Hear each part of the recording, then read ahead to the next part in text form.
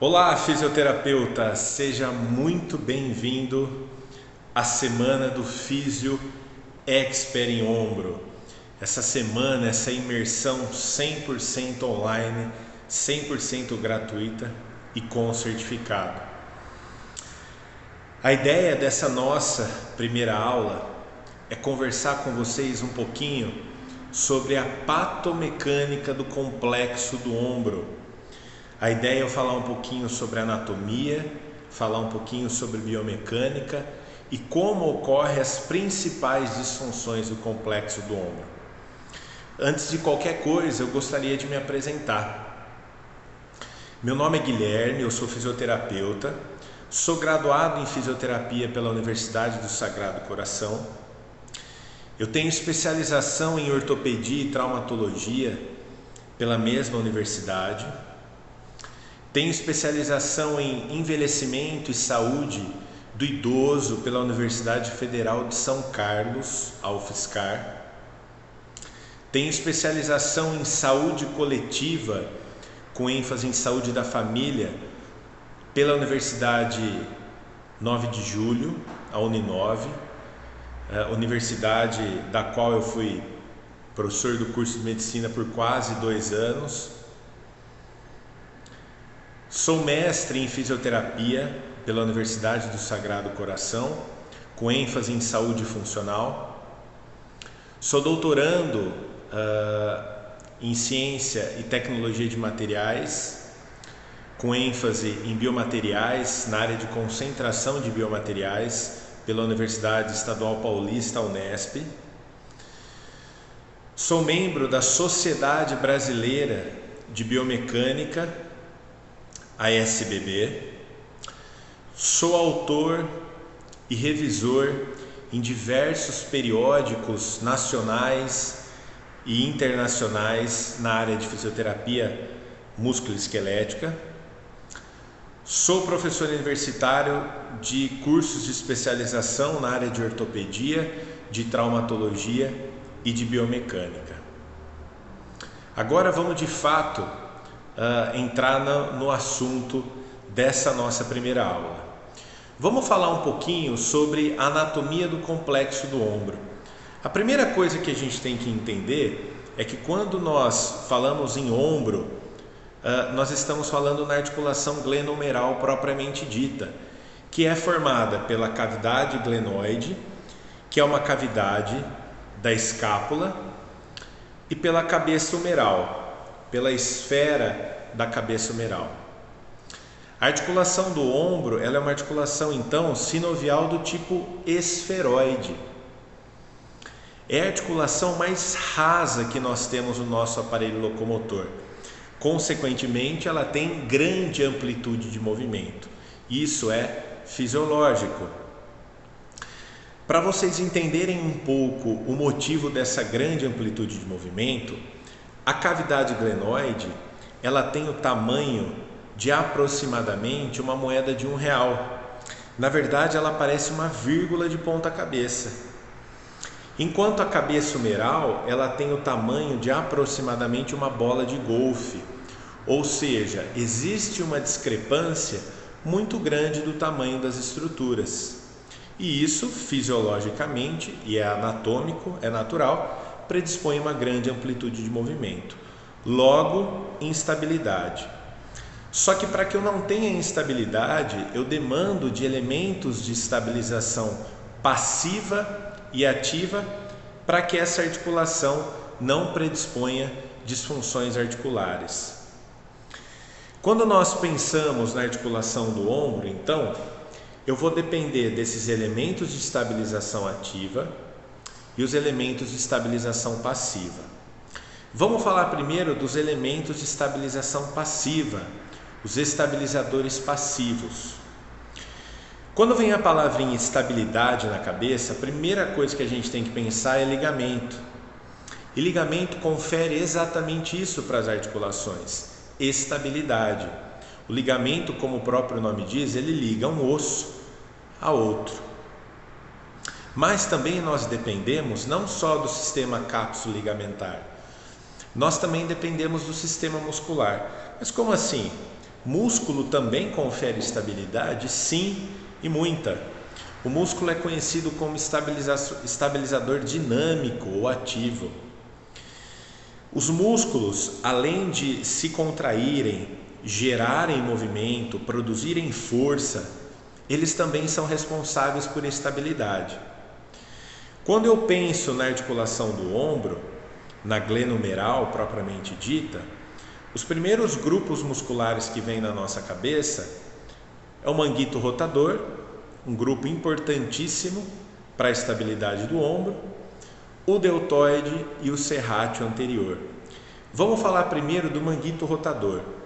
O manguito rotador é formado por 4 músculos: o subescapular, o supraespinhoso, o infraespinhoso e o redondo menor, que sai aqui da margem lateral da escápula.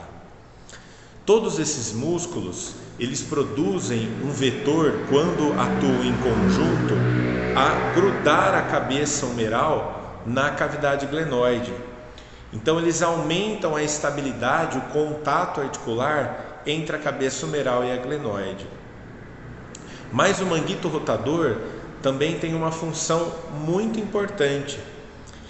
É o grupo do manguito rotador que gera os movimentos de rotação do braço, de rotação do ombro. O subescapular é responsável pela rotação interna, enquanto o infraespinhoso e o redondo menor pela rotação externa.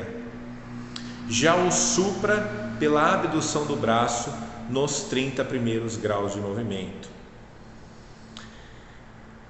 Outros grupos musculares também são importantes para a estabilidade do ombro, mas é o manguito rotador que consegue fixar, aumentar a área de contato da cabeça humeral com a glenoide. A ideia desse vetor de força desse grupo muscular é aumentar a estabilidade articular.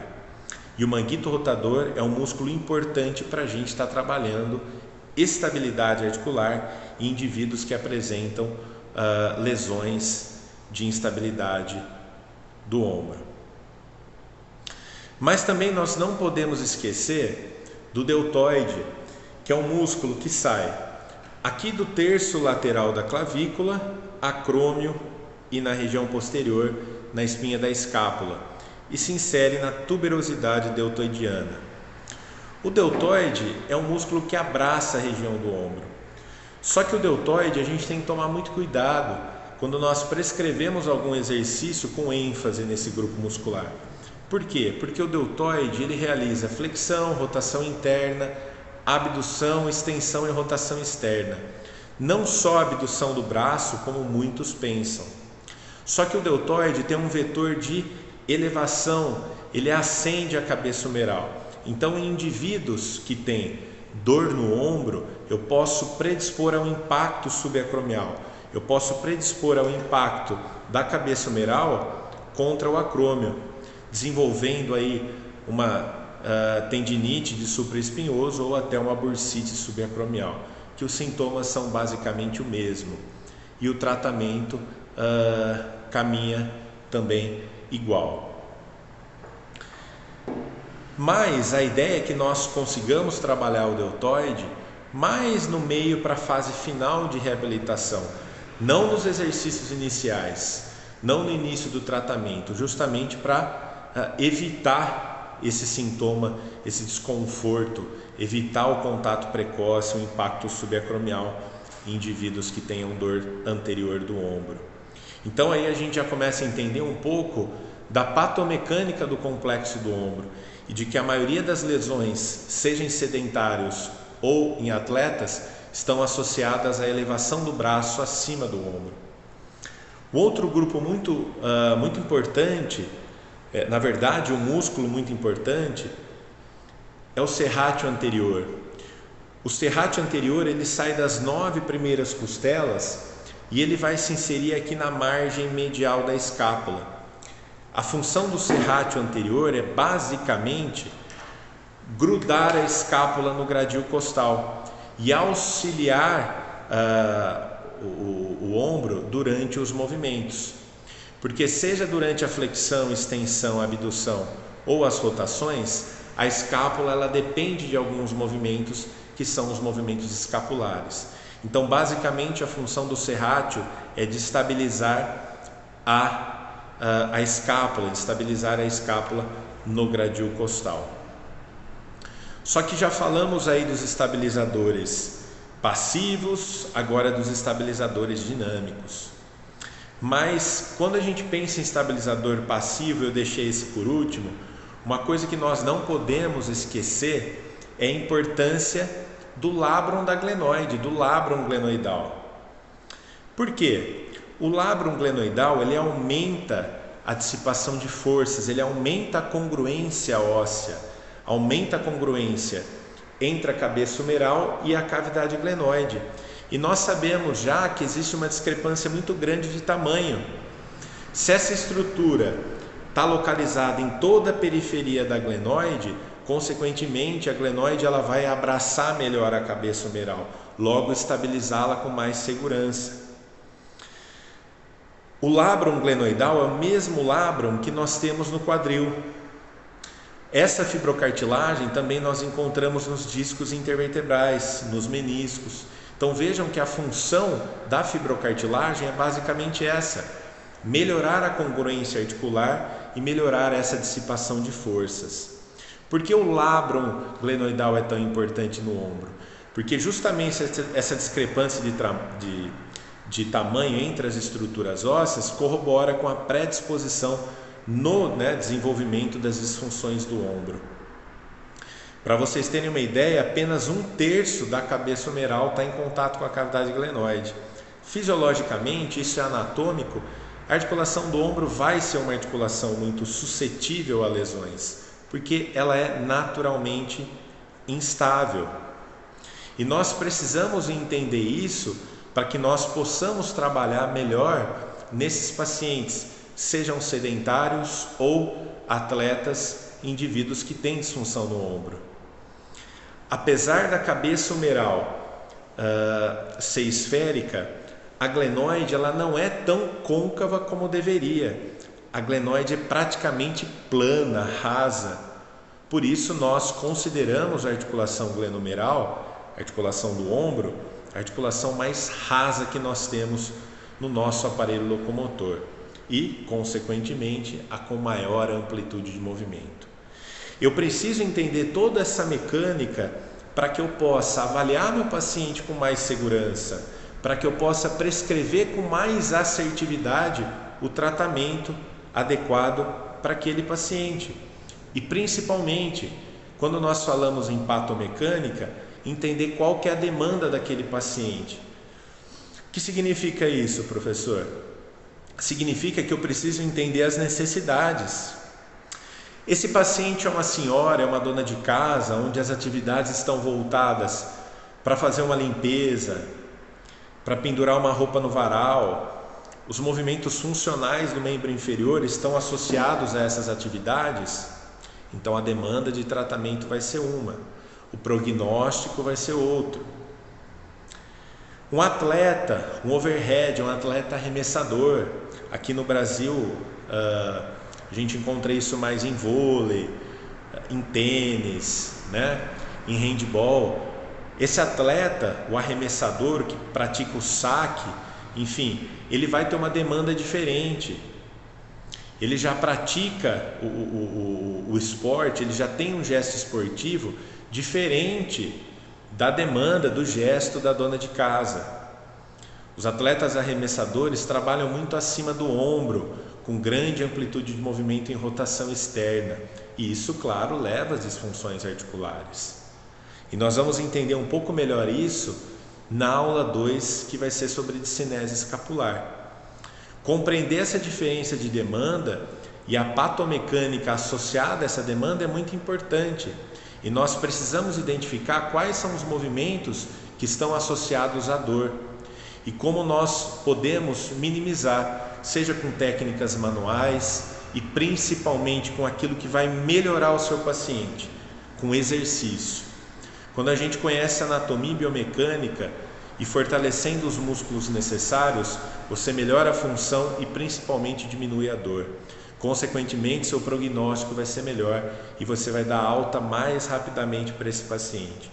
E a ideia é que você seja um fisioterapeuta respeitado no mercado de trabalho e reconhecido pelo tratamento das lesões do ombro.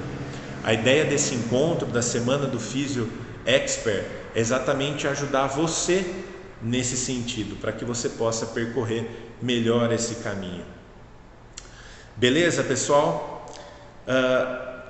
Falando um pouquinho mais a respeito do complexo do ombro e das estruturas que são responsáveis por essa estabilidade, quando a gente pega um paciente com lesão no ombro, eu não preciso único e exclusivamente, para entender essa patomecânica, só avaliar o ombro. Isso não quer dizer que o ombro não é importante, mas nem sempre a disfunção do ombro está associada a uma lesão diretamente ali, de origem do ombro. Muitas vezes a lesão do ombro está associada a uma disfunção cervical, por exemplo, a uma disfunção de coluna torácica. E nós sabemos que esses segmentos eles estão muito relacionados com a dor no ombro.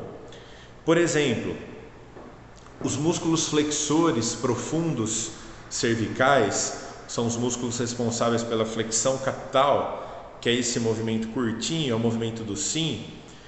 Quando eles estão fracos, eles estão mais associados à lesão no ombro. Então, quer dizer, o paciente chegou no seu consultório, chegou na sua clínica, bora conversar com o paciente, os 15, 20 primeiros minutos, conversa com o paciente, coleta o máximo de informações que você puder e depois mão na massa para avaliar. E nesses minutos iniciais, comenta com ele, pergunta se existem outras regiões que ele apresenta dor, que ele apresenta desconforto. E essas regiões, se forem assertivas quando você indagá-lo, avise, analise, né? E avise esse paciente que você vai avaliar essas regiões porque elas podem estar associadas a essas disfunções. Então, entender que as outras regiões podem sobrecarregar o complexo do ombro é muito importante. Nem sempre a dor que o paciente sente, né, a origem da dor é no local, tá? Então, é importante a gente entender que os segmentos estão associados.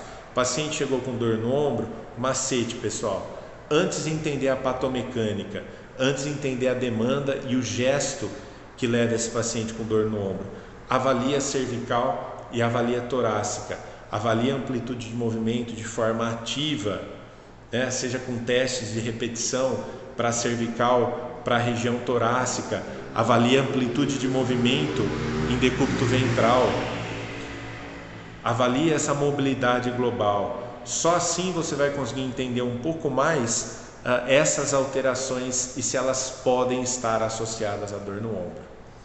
Beleza?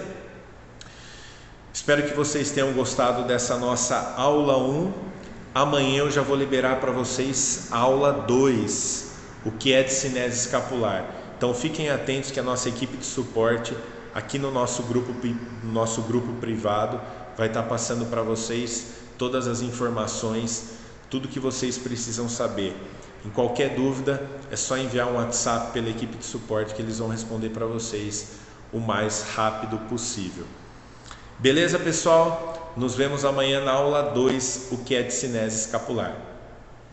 Valeu, bom estudo para todo mundo.